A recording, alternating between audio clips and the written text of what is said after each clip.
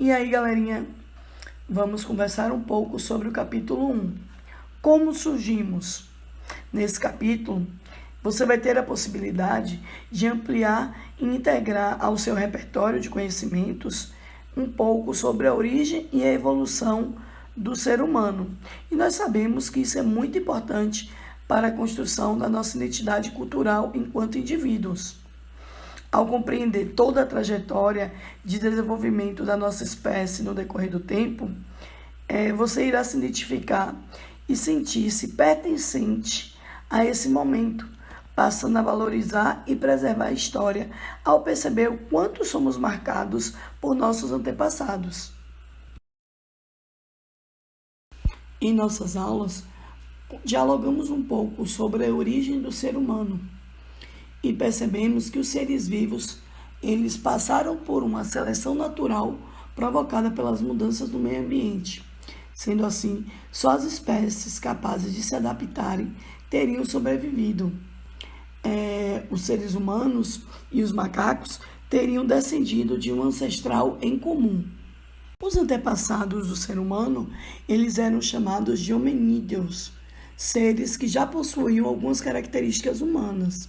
Isso porque há cerca de 2 milhões de anos, dentro da família dos hominídeos, surgiu logo depois o gênero Homo. A evolução do gênero Homo é conhecida por meio do estudo dos fósseis que foram encontrados pelos paleontólogos. Os fósseis mais antigos foram encontrados lá na África, e é por isso que nós temos o costume de dizer que o continente africano ele é o berço da humanidade.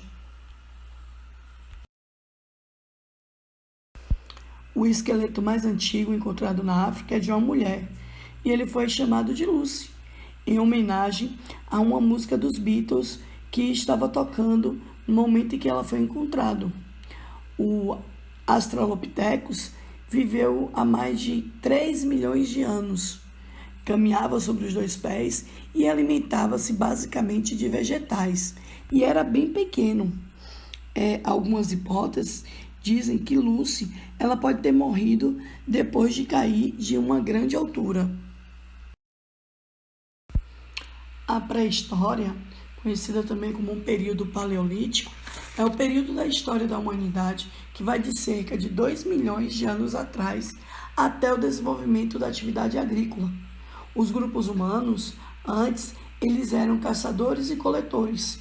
Isso porque eles sobreviviam da pesca e da coleta de vegetais. As ferramentas, elas eram produzidas batendo pedras umas nas outras, até lascá-las. Assim produziam machados, lanças, agulhas, entre outras ferramentas. Eles também usavam ossos na fabricação de ferramentas. Os grupos humanos no período paleolítico não tinham moradia fixa. Viviam mudando de lugar quando os frutos e a caça acabavam. Por isso que eles eram chamados de nômades. No final do paleolítico, quando os humanos começaram a dominar o fogo, a vida mudou muito. Os alimentos passaram a ser cozidos e assados, os humanos puderam sobreviver em regiões frias e geladas, passaram a ter luz durante a noite e também afugentavam os animais selvagens. Conversamos que os primeiros seres humanos que se comunicavam, eles utilizavam gritos, expressões faciais, sons, posturas, gestos, mas a comunicação ela é uma habilidade dos animais. Isso significa que todos os seres com vida possuem uma forma de comunicação, não sendo ela exclusiva do ser humano. Abelhas, baleias, golfinhos, por exemplo, têm uma forma de comunicação bastante elaborada.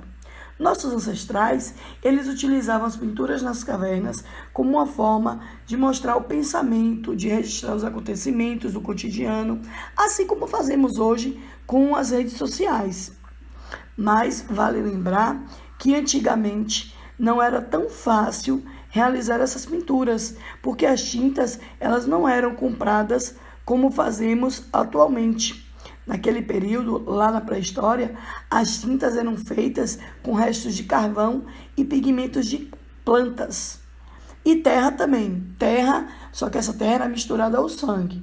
No caso, sangue de animais, né? Não de pessoas. No lugar do pincel, eles utilizavam ossos e pelos de animais e também as mãos. Na abertura do nosso capítulo, nós temos as imagens do homem de Neandertal. Muitos restos de esqueletos foram encontrados em caverna, daí a expressão homem das cavernas. Eles praticavam a caça e a coleta em grupos de 20 a 30 pessoas. Faziam sepulturas cobertas de pedra e terra para seus mortos. Por isso, acredita-se que tenha sido a primeira espécie a realizar cerimônias religiosas. A dieta paleolítica, ou dieta do homem das cavernas, é uma dieta que propõe a volta da alimentação dos nossos ancestrais. Por quê? Porque eles se alimentavam de carne, frutos e sementes. Essa alimentação era ideal para o nosso organismo. Ela foi moldada milhões de anos atrás. A dieta paleolítica, ela foi construída pensando nas doenças, né, comuns nos dias de hoje. Doenças como diabetes, distúrbios metabólicos, problemas do coração, obesidade. Isso porque o nosso corpo está com excesso de carboidrato, açúcar e alimentos processados.